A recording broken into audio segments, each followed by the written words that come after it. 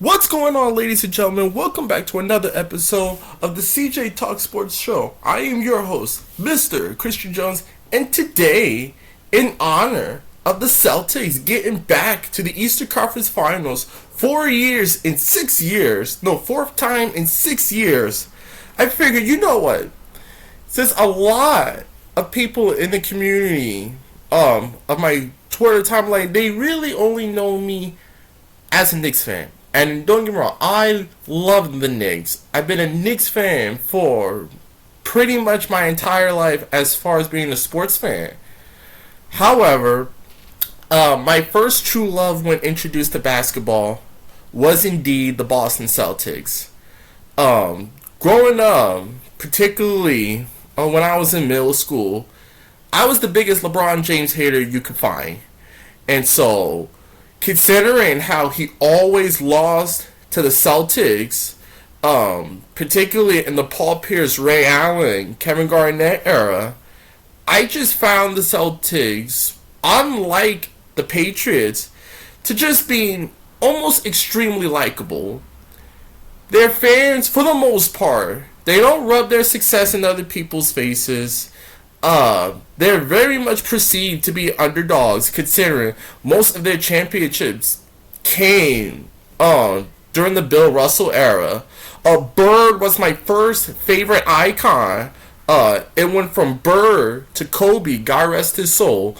And then obviously guys like Steph and guys like Giannis.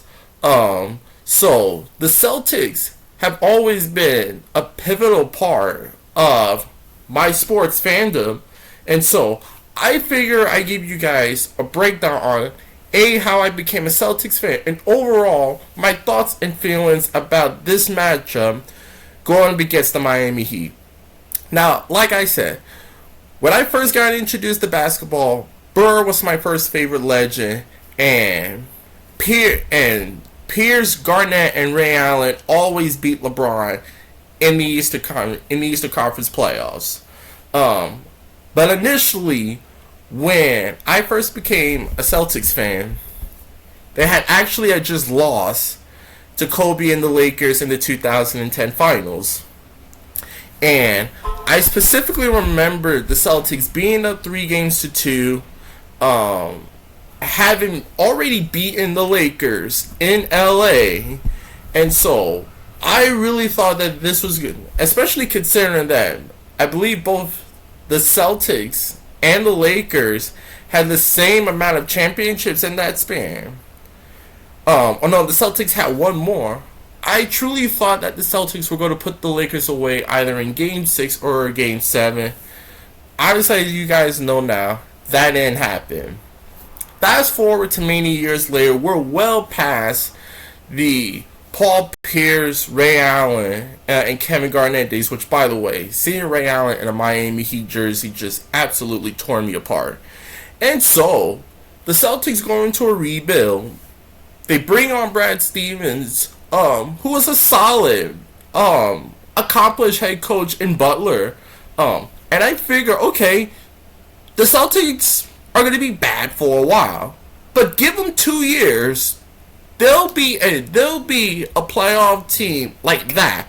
Well, clearly I underestimated them because they were really only bad for 1 year, and within Brad Stevens' second year, as far as in terms of being the head coach, they're back in the playoffs. And 2 years later, maybe the following year, they're in the Eastern Conference Finals. Now, one of my favorite sportscasters since I got into sports media is FS1's Colin Cowherd.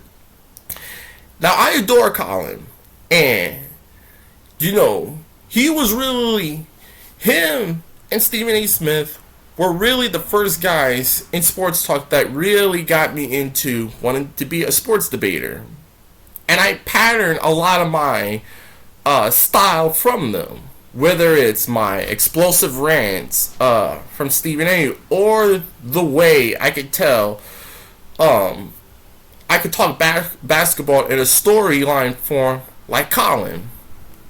But he had a take yesterday that completely baffled me about how you know, the Celtics have only had one finals appearance.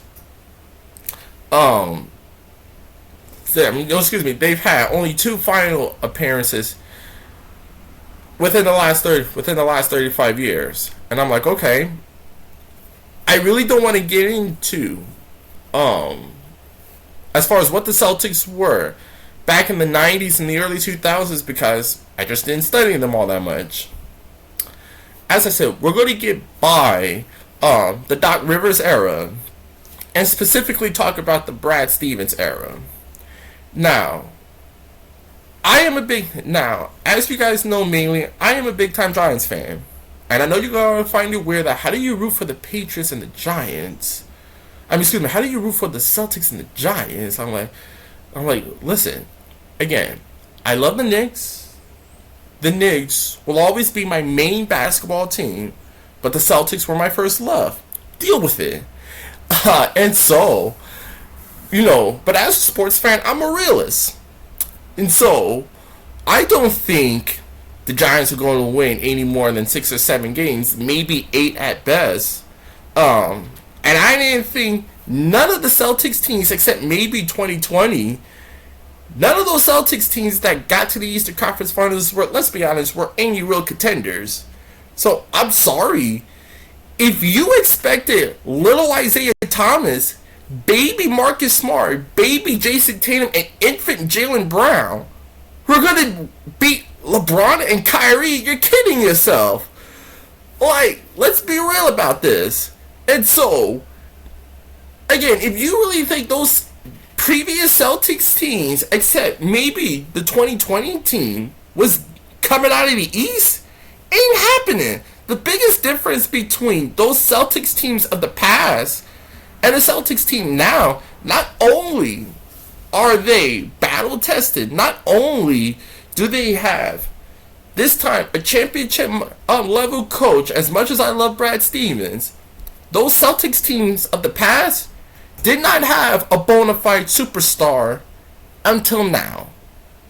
Jason Tatum, after outplaying Kevin Durant on both ends and going toe-to-toe with Giannis, who is in fact the best player in the world, to a standstill, leads me to believe Jason Tatum is a bona fide superstar, a bona fide top 10 player easily in this league.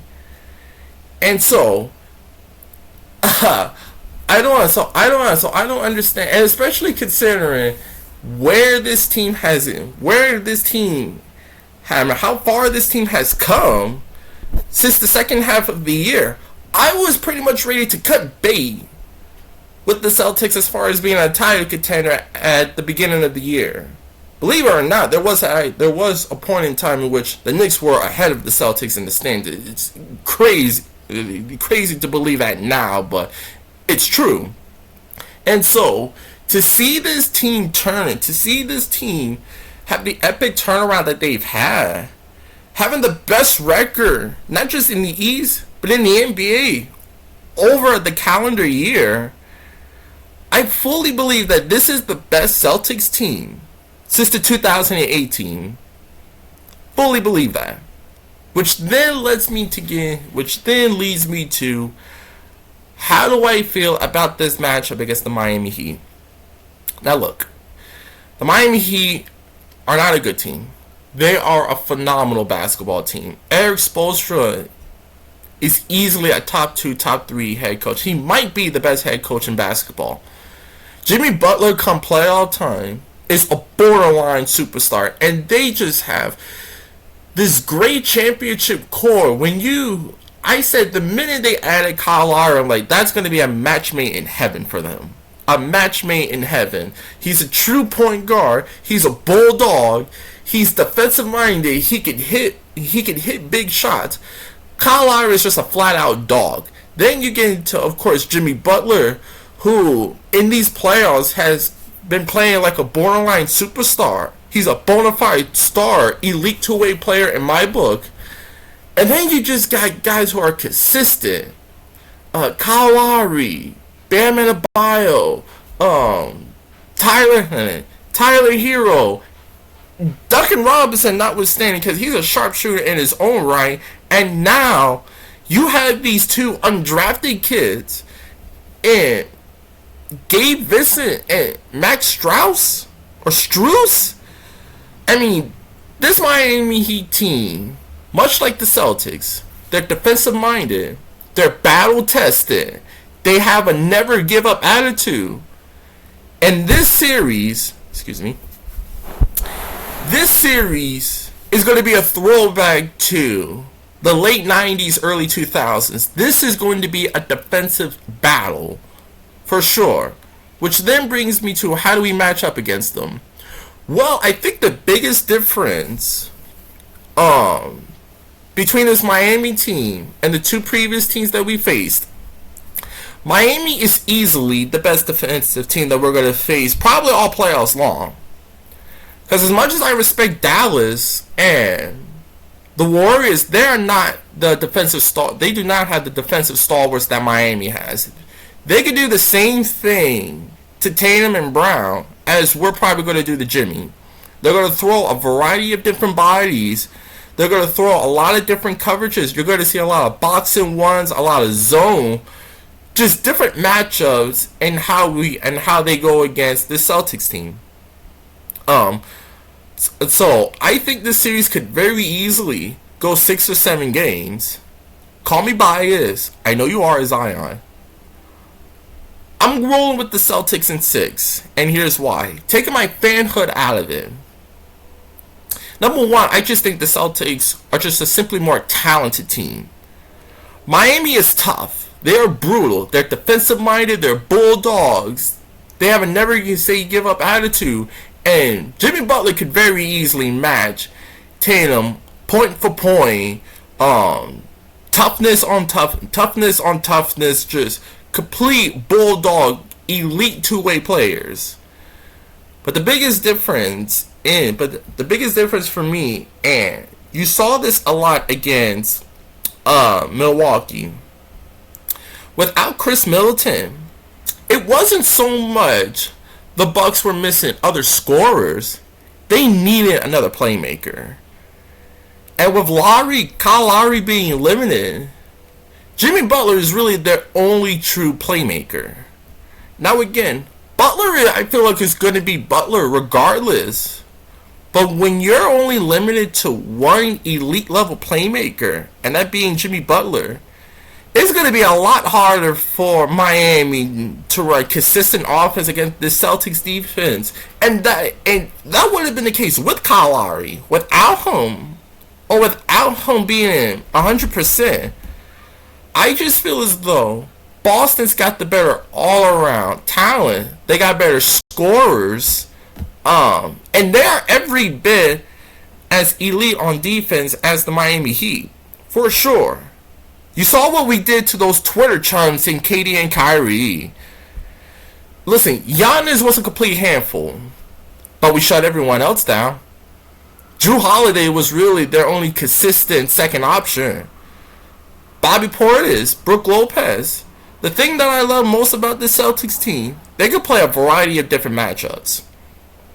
If we need to play big, okay, Robert Williams will get the start on Bam or PJ Tucker, and have Horford seek the other. If we need to play small, which is the lineup that I like most, you have Horford and Grant Williams play together. Horford and Grant Williams, while they are considered undersized bigs, they play bigger than they actually do.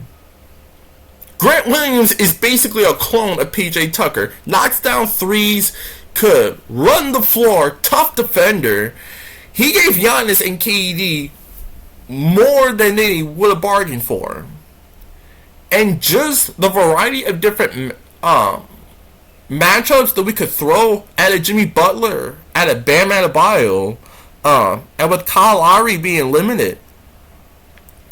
I just think this Celtics team, they're just as battle tested. They're every bit as hungry. They're simply more talented, in my opinion.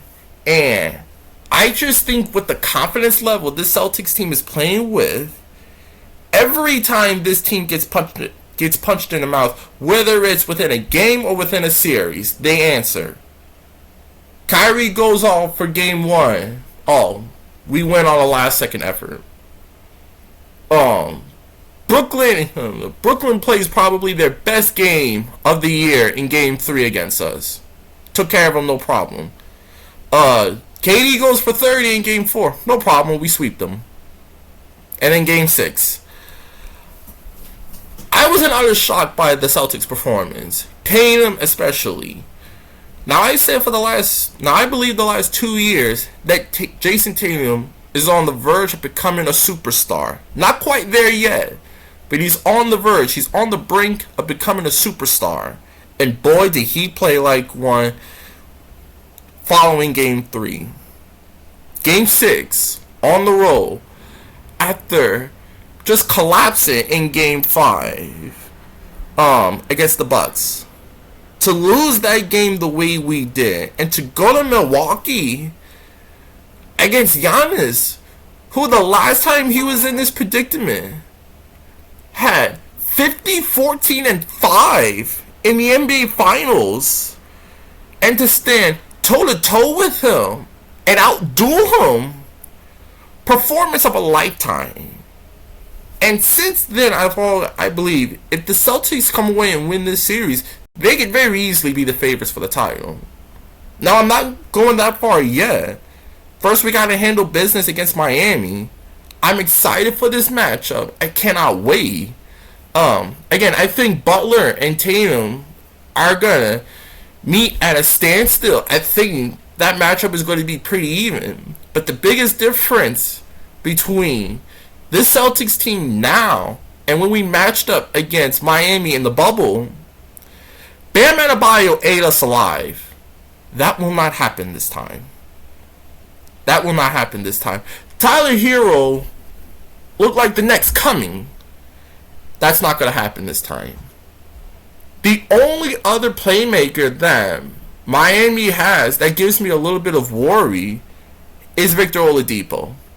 He's looked sensational in the limited minutes that he's gotten since returning from his injury with Miami. He, to me, is the biggest X factor, which is vital that we get Marcus Smart back. I think they could win a game, but they don't have a chance at beating Miami without Marcus Smart. He is the heart and soul of this team, and I've said for years, he's the Draymond Green of this team. Truly. And PJ Tucker, Grant Williams, he's our PJ Tucker. And so, I just want to give you guys my thoughts and feelings as far as heading into this matchup and how I ultimately became a Celtics fan. Please be sure to like and subscribe to the CJ Talk Sports channel. And I'll see you guys next time. Boston in 6. Finals, here we come. Goodbye.